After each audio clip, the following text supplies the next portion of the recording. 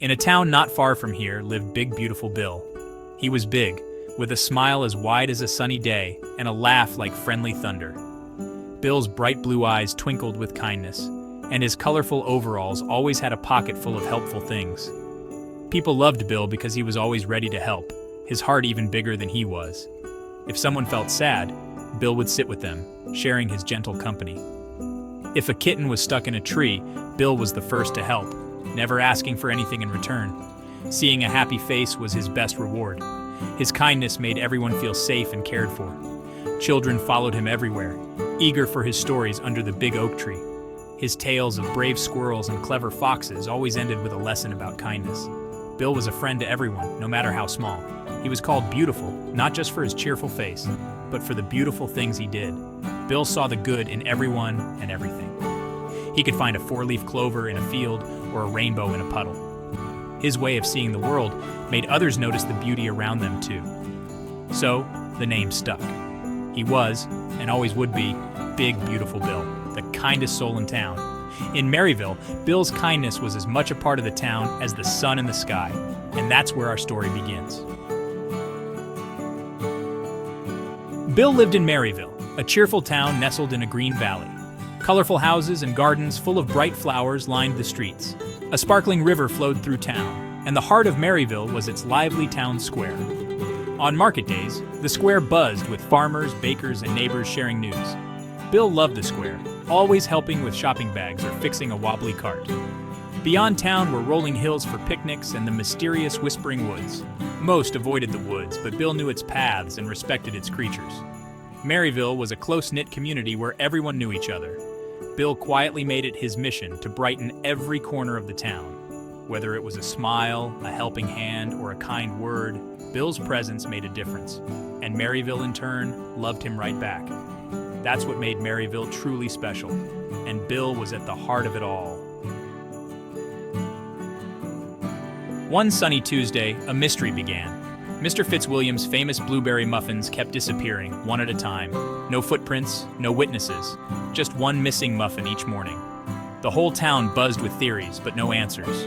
Bill offered to help, using his heart instead of a magnifying glass. Then he spotted a fluffy-tailed squirrel eyeing the muffins from a tree.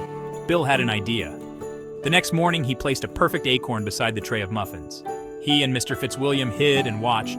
The squirrel scampered down, ignored the muffins, and grabbed the acorn with delight. The mystery was solved. The squirrel was just curious, not a muffin thief. The town cheered the clever solution. The missing muffin mystery became a favorite tale in Merryville. And that kindness, even to a squirrel, can solve the trickiest puzzles. Bill noticed the children from the east and west sides of Merryville rarely played together. The river divided the town, and though there was a bridge for adults, it felt like a barrier for kids.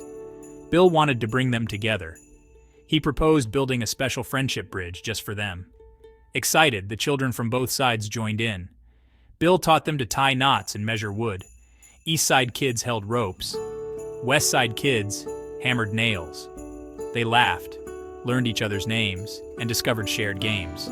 Soon they weren't just kids from different sides, they were friends.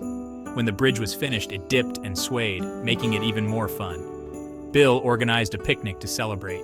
The children played and crossed their new bridge again and again. The river was no longer a barrier, but a place of laughter and connection. The friendship bridge became a symbol of unity. Bill showed that working together could connect anything, even two sides of a town. The children's laughter echoed across the water. The bridge stood as a reminder of what kindness and teamwork could build. Merryville was closer than ever, and Bill's idea had made it possible. In Merryville, friendship was always just a bridge away. At the edge of Merryville lived Mr. Grumbles, a man known for his scowls and tall, thorny hedge. Most people avoided him, but Bill believed everyone had a little sunshine inside. Bill greeted Mr. Grumbles every morning, never giving up. He left small gifts, a bluebird feather, a river stone, a wildflower, on Mr. Grumbles' gate. One day, Bill found Mr. Grumbles sadly looking at a broken rose bush. Bill gently offered to help. Together, they trimmed the branch and bound the wound. As they worked, Mr. Grumbles opened up about his late wife and his loneliness. Bill listened with his whole heart. When they finished, Mr. Grumbles managed a small, grateful smile. The clouds around him began to part. Bill's kindness helped heal more than just a rose bush. Mr. Grumbles started to welcome Bill's visits. He even began to greet others in town. The thorny hedge grew lower and his heart opened wider. Bill's belief in hidden sunshine proved true. The town saw a new side of Mr. Grumbles. He was no longer just the grumpy gardener. He was a friend thanks to Bill's gentle persistence. Sometimes all it takes is a little kindness to change a life, and Bill never stopped believing that. One autumn, a fierce storm swept through Merryville, leaving the town in disarray. Streets were littered with branches, fences toppled, and the town square was flooded.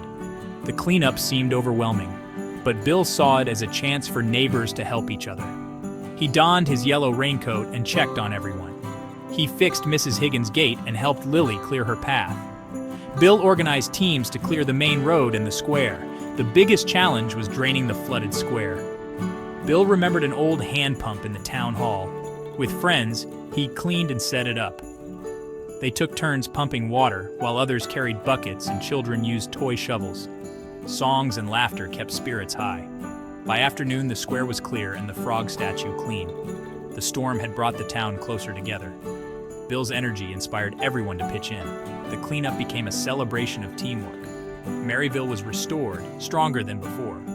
Bill's optimism turned a disaster into a triumph. The town learned that together they could weather any storm, and Bill's leadership made all the difference. In Merryville, challenges became opportunities for kindness. To celebrate their hard work, the mayor announced the Great Merryville Festival. The town buzzed with excitement as everyone prepared. Mr. Fitzwilliam baked special cakes, Lily decorated, and Bill organized the grand parade. Bill wanted the parade to celebrate everyone's talents and kindness. He encouraged people to share their hobbies and passions. Gardeners decorated wheelbarrows, children dressed as storybook characters, and even Mr. Grumbles, now Mr. Giles, joined in. Mr. Giles revealed his talent for wood carving, creating a family of wooden squirrels for the parade. On parade day, he proudly pulled his decorated wagon, smiling wider than ever. The parade was a joyful procession of bakers, children, farmers, and friends.